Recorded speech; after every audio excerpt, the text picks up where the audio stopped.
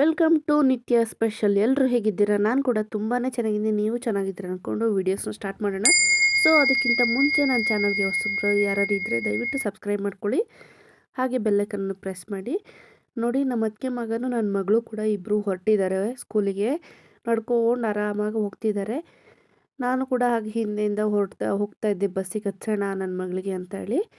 ನಾವು ಹೋಗಿದ್ದ ಟೈಮಿಗೆ ಕರೆಕ್ಟಾಗಿ ಬಸ್ ಬಂತು. ಅಮ್ಮ ಬೇಗ ಬನ್ನಿ, ಲಂಚ್ ಬ್ಯಾಗ್ ಕೊಡಿ ಅಂತ ಹೇಳ್ಬಿಟ್ಟು ಲಂಚ್ ಬ್ಯಾಗ್ ಇಸ್ಕೊಂಡು ಬಸ್ ಬಂದ ತಕ್ಷಣ ಹತ್ತಕ್ಕೆ ರೆಡಿಯಾಗಿ ನನ್ನ ಮಗಳು ಖುಷಿಯಿಂದ ಹತ್ಕೊಂಡು ಹೋಗ್ತಿದ್ಲು. ನಾನು ಕೂಡ ಅವಳು ಬಸ್ ಹತ್ತಿದ ಮೇಲೆ ಅವಳಿಗೊಂದು ಬಾಯ್ ಮಾಡಿ ಬಂದೆ ಮುಂದೆ. ಹಾಗೆ ಮುಂದೆ ಬರ್ತಾ ಇವತ್ತು ಏನು ಮಾಡೋದು ಎಲ್ಲ ಸ್ವಲ್ಪ ಕ್ಲೀನಿಂಗ್ದು ಇತ್ತು. ಸೊ ಸೋಫಾ ಎಲ್ಲ ಸ್ವಲ್ಪ ಕ್ಲೀನ್ ಮಾಡೋದಾಗೋಣ ಅಂತ ಹೇಳ್ಬಿಟ್ಟು ಎಲ್ಲ ಸೋಫಾ ಎಲ್ಲ ಕ್ಲೀನ್ ಮಾಡಿ ಹಾಲಲ್ಲಿ ಮತ್ತು ಎಲ್ಲ ಬೆಳಗ್ಗೆ ಹೋದ್ರೆ ಎಲ್ಲ ಹರಗಿಟ್ಟಿರ್ತಾಳೆ ನನ್ನ ಮಗಳು.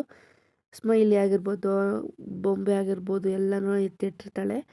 ಸೊ ಅದಕ್ಕೆ ಸ್ವಲ್ಪ ಎಲ್ಲ ನಾನು ಕೂಡ ಕ್ಲೀನ್ ಮಾಡಿರಲಿಲ್ಲ. ಅದಕ್ಕೆ ಕ್ಲೀನ್ ಮಾಡ್ಕೊಳ್ಳೋಣ ಅಂತ ಹೇಳಿಬಿಟ್ಟು ಕ್ಲೀನ್ ಮಾಡೋಕ್ಕೆ ಎಲ್ಲ ರೆಡಿ ಮಾಡಿಕೊಂಡು ಬೇಗ ರೆಡಿ ಮಾಡಿಬಿಟ್ಟು ಕ್ಲೀನ್ ಮಾಡೋಣ, ಆಮೇಲೆ ಅಡುಗೆ ಕೆಲಸ ಮಾಡಿದ್ರೆ ಆಯಿತು ಅಂತ ಹೇಳಿ ಎಲ್ಲನೂ ಸೋಫಾ ಕವರ್ದು ಎಲ್ಲ ತೆಗೆದು ಕುಷನ್ ಎಲ್ಲ ತೆಗೆದು ಕ್ಲೀನ್ ಮಾಡ್ತಾಯಿದ್ವಿ. ಸೊ ನೋಡ್ತಿರ್ಬೋದು ನೀವು, ಇದು ನಾನು ಹೊಸ ಸೋಫಾ ಯಾಕೆ ತೋರಿಸ್ತಿದ್ದೀನಿ ಅಂತ ಅಂದರೆ, ನಾವು ಫಸ್ಟು ಒಂದು ಸೋಫಾ ತಗೊಂಡಿದ್ವಿ. ಸೋಫಾ ಯಾವ ಥರ ಇತ್ತಂದರೆ ಲೆದರ್ದು ಸೋಫಾ ಬರುತ್ತಲ್ಲ ಅದನ್ನು ತಗೊಂಡ್ವಿ. ಅದು ಜಾಸ್ತಿ ತನ ಏನು ಬಾಳಿಕೆ ಬರಲಿಲ್ಲ. ಒಂದು 8 ವರ್ಷ ಅಷ್ಟೇ ಬಂದಿದೆ, 8-9 ವರ್ಷ ಅಷ್ಟೇ ಬರುತ್ತೆ. ಯಾಕಂದರೆ ಮಲಗೋದು ಹಾಗೆ ಕೂರೋದು, ಮಕ್ಳುಗಳು ಕೇಳಬೇಕಾ ಎಲ್ಲ ಥರದ್ದು ಅಲ್ಲೇ ಬಿಸಿ ಊಟ ಅದೆಲ್ಲ ಇಟ್ಟುನೇ ಹಾಳಾಗಿಬಿಟ್ಟಿದೆ. ಸೊ ನೋಡ್ತಿರ್ಬೋದು, ನಾನು ಆ ಕಡೆ ಒಂದು ಸೈಡಲ್ಲಿ ಒಂದು ಸೋಫಾದು ಇಟ್ಟಿದ್ದೀನಲ್ಲ, ಆ ಥರ ಸೋಫಾ ಬೇಗ ಹಾಳಾಗುತ್ತೆ. ಈ ಥರ ನಾವು ವುಡ್ಡಿಂದ ತಗೊಂಡ್ರೆ ಲೈಫ್ ಲಾಂಗ್ ಇರುತ್ತೆ, ಅದನ್ನು ಗ್ಯಾರಂಟಿ ಹೇಳ್ಬೋದು. ಇದು ನೋಡಿ, ಸೋಫಾ ತುಂಬಾ ಚೆನ್ನಾಗಿದೆ. ನೀವು ನೆಕ್ಸ್ಟ್ ಯಾರಾದರೂ ಸೋಫಾ ತಗೊಳ್ಳೋರಿದ್ದರೆ ದಯವಿಟ್ಟು ಮನೆಗೆ ಚೆನ್ನಾಗಿ ಕಾಣಿಸುತ್ತೆ ಅಂತ ಹೇಳಿಬಿಟ್ಟು ಲೆದರ್ ಸೋಫಾ ತಗೊಂಡ್ರೆ ಈ ಥರನೇ ಆಗಿಬಿಡುತ್ತೆ. ಬೇಗ ಕಿತ್ತೋಗಿ ಒಂದು 8-9 ವರ್ಷಕ್ಕೆಲ್ಲ ಹಾಳಾಗಿಬಿಡುತ್ತೆ. ಸೊ ಅದಕ್ಕೋಸ್ಕರ ನಾನು ಮರದ ಸೋಫಾನ ತರಿಸ್ಕೊಂಡು ಎಲ್ಲ ಸ್ವಲ್ಪ ಕ್ಲೀನ್ ಮಾಡೋಣ ಅಂತ ಹೇಳಿಬಿಟ್ಟು ಕ್ಲೀನ್ ಮಾಡೋಕ್ಕೆ ರೆಡಿಯಾಗಿ ಕ್ಲೀನ್ ಮಾಡ್ತಾ ಇದ್ದೆ.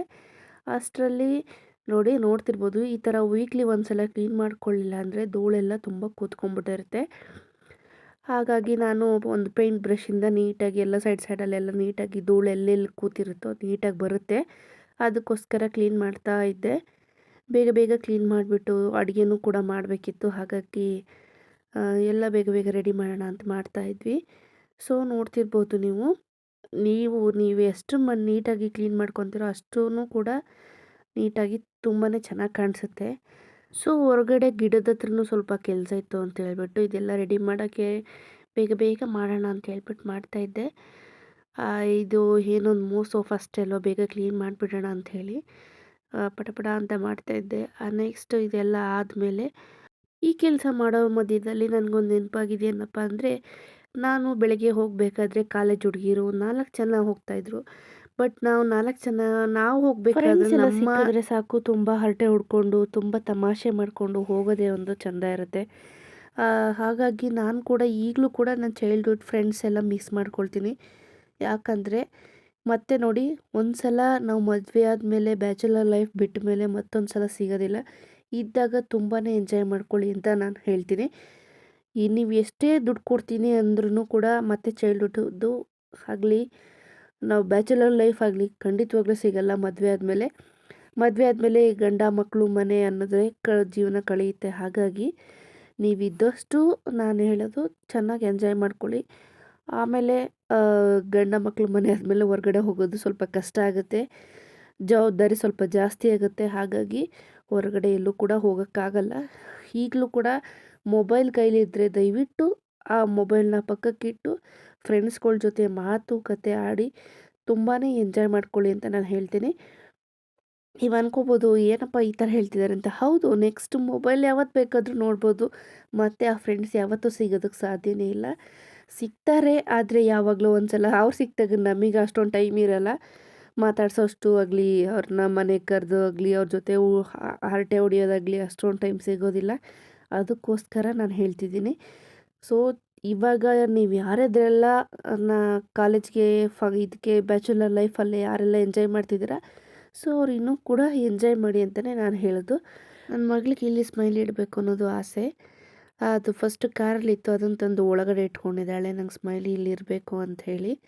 ನಾನು ಇರಲಿ ಬಿಡು ಅವಳಿಗೆ ಬೇಡ ಬೇಕು ಅಂದಾಗ ಕಾರಿಗೆ ಇಟ್ಕೊತಾಳೆ ಅಂತ ಹೇಳ್ಬಿಟ್ಟು ಬೋರ್ಡೆಲ್ಲ ತಂದು ಇಲ್ಲೇ ಇಟ್ಬಿಟ್ಟು ಹೋಗ್ಬಿಡ್ತಾಳೆ. ಎತ್ತು ಯಾವುದನ್ನು ಇಡಲ್ಲ ಮಕ್ಳುಗಳು, ಎಲ್ಲ ಹರಗಿಬಿಡ್ತವೆ. ಸೊ ಅದು ಅವರು ಕಳಿಸ್ಬಿಟ್ಟು ಬಂದಮೇಲೆ ನಮಗೆ ಅವ್ರು ಏನೇನು ಬಿಸಾಕಿರ್ತಾರೋ ಅದೇ ಕೆಲಸ ತೆಗಿಯೋದು.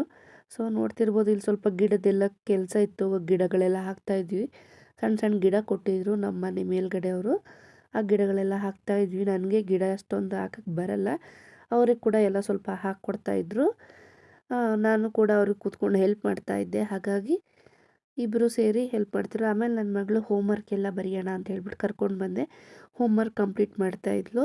ಹೋಮ್ವರ್ಕ್ ಎಲ್ಲ ಮುಗಿದ್ಮೇಲೆ ಸ್ವಲ್ಪ ಅವಳು ಹೇರ್ ಕಟ್ಟಿದ್ದು ಆರ್ವಿದು ಹೇರ್ ಕಟ್ಟಿತ್ತು, ಅದಕ್ಕೋಸ್ಕರ ಹೇರ್ ಕಟ್ ಮಾಡಿಸೋಣ ಅಂತ ಹೋದ್ವಿ.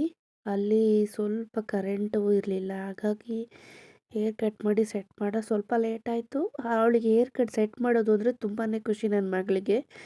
ಯಾಕಂದರೆ ನೀಟಾಗಿ ಸೆಟ್ ಮಾಡಿರ್ತಾರೆ, ನೈಸಾಗಿರುತ್ತೆ ಅಂತ ಖುಷಿಯೋ ಖುಷಿ ನನ್ನ ಮಗಳಿಗೆ. ಸೊ ಅವರು ನೀಟಾಗಿ ಎಷ್ಟು ನೀಟಾಗಿ ಮಾಡಿರ್ತಾರೆ ಅಂತ ನಾನು ನಿಮಗೆ ತೋರಿಸ್ತೀನಿ. ಅವಳಿಗೆ ಕರ್ಲಿ ಹೇರ್ ಇರೋದ್ರಿಂದ ಇಷ್ಟು ನೀಟಾಗಿ ಮಾಡಿಕೊಡ್ತಾರಲ್ಲ ಅಮ್ಮ, ದಿನ ನಾನು ಇದೇ ಥರ ಮಾಡಿಸ್ಲಮ್ಮ ಅಂತ ಕೇಳ್ತಾ ಇದ್ಲು. ದಿನ ಇದೇ ಥರ ಮಾಡಿದ್ರೆ ಕೂದಲು ಕೂಡ ಹಾಳಾಗುತ್ತೆ ಅಂತ ಹೇಳಿಬಿಟ್ಟು ಮನೇಲಿ ಕರ್ಕೊಂಡು ಬಂದೆ. ಸೊ ಇದು ಲಾಕ್ಸ್ ಈ ಥರ ಮಾಡಿ ಅಂತ ಹೇಳಿಬಿಟ್ಟು ತುಂಬಾ ರಿಕ್ವೆಸ್ಟ್ ಮಾಡ್ತಿದ್ರು, ಎಲ್ಲರೂ ಕೂಡ ಕೇಳ್ತಾಯಿದ್ರು. ಸೊ ಅದಕ್ಕೋಸ್ಕರ ನಿಮಗೆ ಥ್ಯಾಂಕ್ ಯು ಫಾರ್